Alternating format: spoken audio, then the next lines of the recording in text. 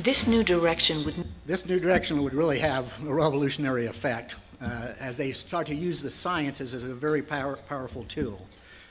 The ethnology department, founded by Powell, was first seen as the science of man, exploring the origin and evolution of man, along with the origin of the American Indian. As science historian John Haller states, the ethnologist of the 19th century thus walked an unstable course between science and assumptions. Ethnology became the means through which both scientists and social scientists sought to estimate the relative value of the races and to justify dynamic race legislation, providing a justification needed to not give the Indians the rights under a constitutional law. In 1880, Powell, as director of the Bureau of American Ethnology, began the task of debunking the honored authors, Squire and Davis, to overthrow the ideas as to the origin of this lost race theory that was floating around. Cyrus Thomas, the man who reported to the Bureau of Ethnology in 1894, became known as the final and last word as to the origin of the mound builders, bringing about a swift stop to virtually all major explorations of the mound sites of the Hopewell and Adena cultures, doing away with the thought of a lost race, giving the Indians credit for building the mounds, but not giving them credit for their great cultural achievements, in every way trying to make the Indians and these ancient cultures appear as savages, primitive cultures. For if they appear as savages, then perhaps you don't have to give them rights under a constitutional law. After all, they're only savages. So you can gather them up and put them on reservations. And so really changing how we evaluate the Indians. I mean, you hardly see a picture of an Indian that's not running around in a loincloth, carrying a tomahawk, looking for a scalp. I mean, that is how they're depicted, even in the cold countries of the North. One of Powell's biographers would state that the man that in fact understood it was the one-armed little man with a bristly beard, a homemade education, and an intense concentration of purpose. When he assumed the joint dictatorship of two bureaus which he had created, Powell controlled a good part of the science of man and the science of the earth, and he conceived both in the broadest possible terms. Now, John Wesley Powell was inspired by the writings of Morgan on the stages of human evolution and would realize that he could use these evolutionary concepts as a tool to create social reform. Powell's conviction that every variant could be placed somewhere on this evolutionary stairway gave direction and system to Powell's work in ethnology, unquote. Now, if you look at this just quickly, okay, as we view the evolution of the origin of man, really gives the foundational base on how we view and value about everything in society.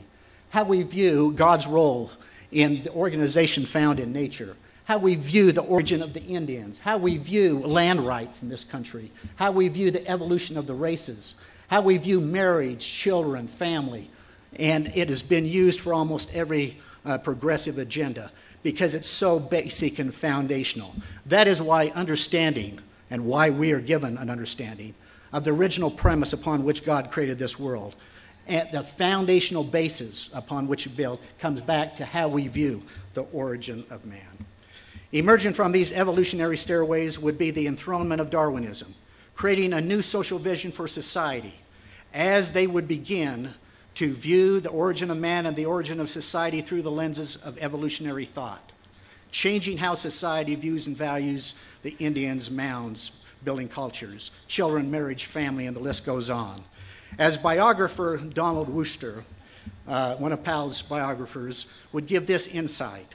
Powell's life is also a story of the rising influence of the natural sciences, of rationalism contesting the faith of traditional religion, and of a new nationalism and secularism taking its place. As he was coming of age, science was rising to the influence in the study of nature and culture, and even the making of laws.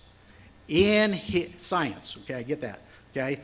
In his day, science meant above all geology, evolution, and Darwinism.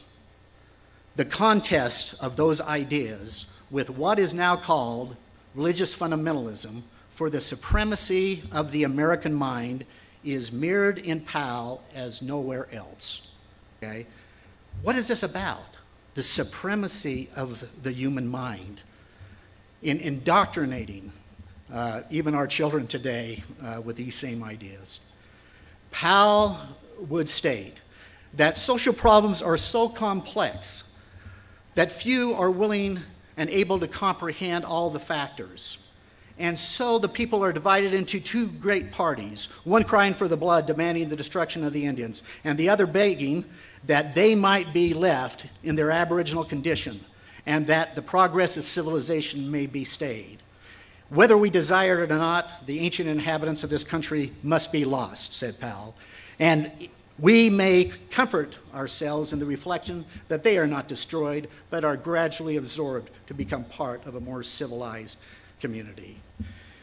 These men believed that these evolutionary sciences were the way to greater insight, providing emancipation from traditional family beliefs and religious dogmas, as they would look to create a new social vision for the whole and a whole new morality for society. To accomplish such tasks, they knew that it would take the galvanizing of academic and scientific communities, such an undertaking as Morgan and Powell learned, that it would take the creation and establishment of credible organizations, societies, and social clubs. In fact, Powell organized many along with Morgan. As stated, he, John Wesley Powell, further saw that the results of this interaction would ramify onward for generations and would have a profound consequence for the land and American society. The profound consequences are many for us today. For if you want to really advance even in the sciences or the academic community today, you soon find and realize that it is absolutely taboo to talk about creationism or intelligent design. Just the idea that there was any kind of intelligent design involved in the organization found in nature is absolutely taboo. You can't even go there, let alone saying that there was other people here before Columbus. Or any of that point, okay, that God really had a hand in the organization of nature. The enthronement of these evolutionary thoughts into the origin of man has brought about major societal vicissitudes, as it has changed many widely held religious and traditional historical perspectives. One perspective is how we view the Constitution of the United States. In America's founding documents are declarations rooted in natural law, which form the foundational beginnings of America's liberties.